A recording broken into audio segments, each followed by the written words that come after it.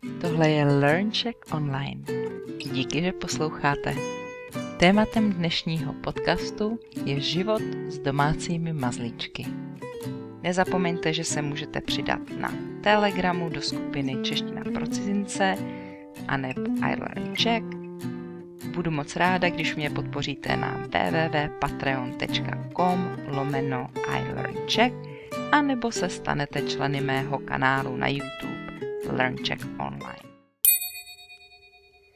Dobrý den, dámy a pánové, vítejte v dalším dílu podcastu LearnCheck Online. Tady Jana. A dnes je naším tématem život s domácími mazlíčky, to znamená život se zvířaty nebo se zvířátky. Nejčastější domácí mazlíček a velmi populární zvíře v Česku a všude je pes.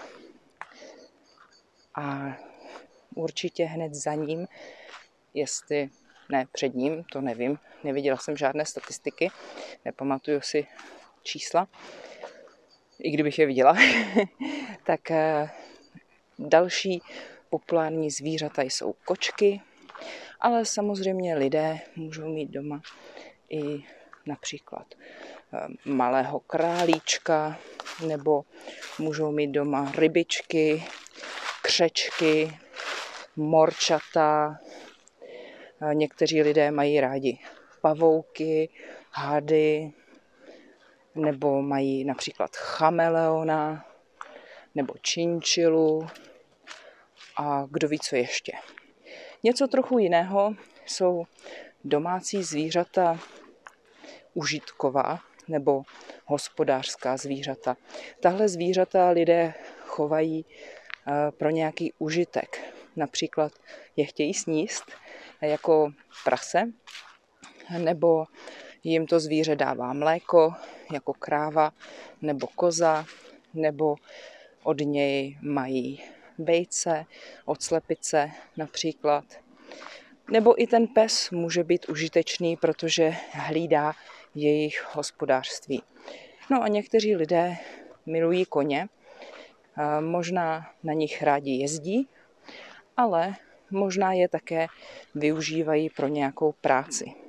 Koně například můžou tahat těžké náklady nebo nějaké vozy. Já jsem vyrostla ve městě, ne na vesnici, a měli jsme doma, nebo ne přímo doma, ale za domem jeden čas králíky, kteří ale nebyli naši miláčci, se kterými bychom se mohli mazlit a které bychom mohli často chovat. Byla to zvířata, která otec choval na maso a taky kvůli kůži. No a později jsme měli doma psa, protože moje nejmladší sestra strašně toužila po psovi. Co si pamatuju, vždycky si strašně přála mít štěně a přemlouvala rodiče, aby psa pořídili. Ale byli jsme 3 děti a rodiče měli i bez zvířete práce dost. Takže velmi dlouho odolávali a kromě toho jsme také trpěli alergiemi na všechno možné. Na pyl, na prach, na roztoče, no a asi také na psy a kočky. Nakonec se ale stalo, že se v naší domácnosti pes přece jenom objevil. To znamená, že jsme nakonec psa měli. A proč to říkám takhle? Protože to byla taková náhoda, že jedni známí rodičů se v ten čas museli psa právě zbavit. No a protože moje sestra tolik toho psa chtěla, tak naši rodiče nakonec souhlasili a psa jsme si domů vzali. Nebylo to štěně, tomu psovi už byl 1,5 roku a proto už byl vychovaný. Už měl nějaké základní návyky, už chodil čurat ven a poslouchal nějaké povely jako sedni, lehni, dej pac. No, byl to šarpej, byl černý.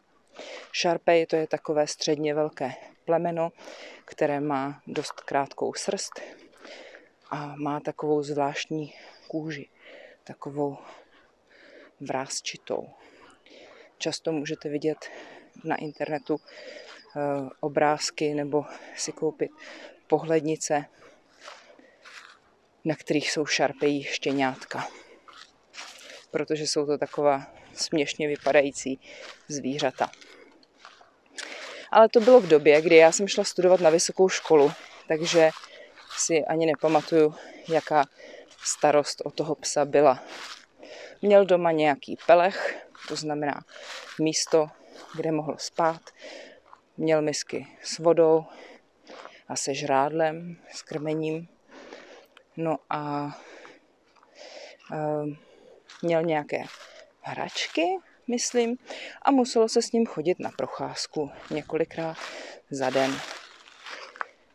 Když jsme ho vzali na procházku, byl na vodítku, měl na krku obojek, také musel mít občas obojek proti blechám a docela poslouchal, byl docela poslušný.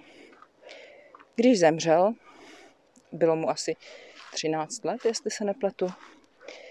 Rodiče byli velmi smutní, no všichni jsme byli smutní, ale já jsem žila daleko, takže nebyl takovou součástí mého každodenního života. My jsme přesvědčili rodiče, aby si pořídili dalšího psa. A tak si koupili štěně, zase šarpeje, ale takového světle hnědého, možná rezavého. No, samozřejmě starat se o štěně je těžší než o dospělého psa. A to jsem si teď sama vyzkoušela, když jsme před půl rokem koupili štěně my sami s manželem. Předtím jsem asi neměla dost dobrou představu, co všechno to obnáší. Já jsem, aspoň jestli si to správně pamatuju, vždycky chtěla kotě nebo kočku.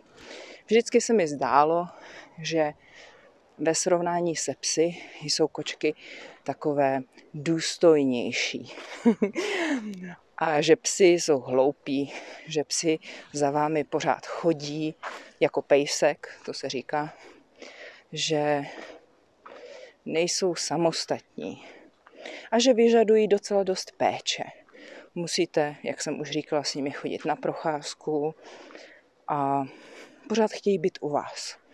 Mně více vyhovuje, když kočka přijde občas se pomazlit, přitulit, občas ji můžu pohladit, tu její heboučkou srst, ale stačí nechat někde misku s vodou, misku s krmením a ona už se obstará sama, většinu dne bude někde pospávat nebo si bude trošku hrát s nějakou hračkou.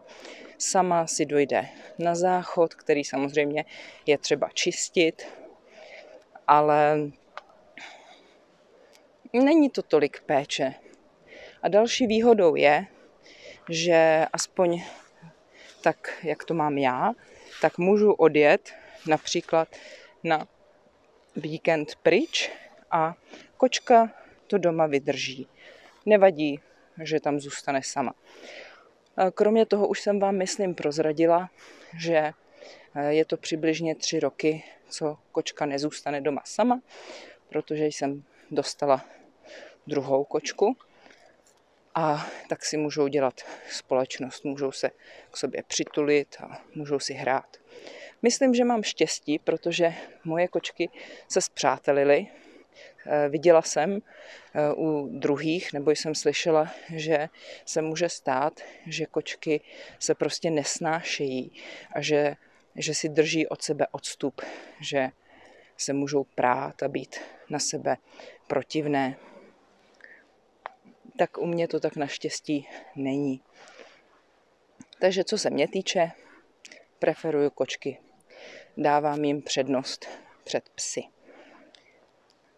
Přemýšlela jsem i o jiných domácích zvířatech, ale nevím. Například se mi líbí rybičky. Líbí se mi, jak plavou v akváriu.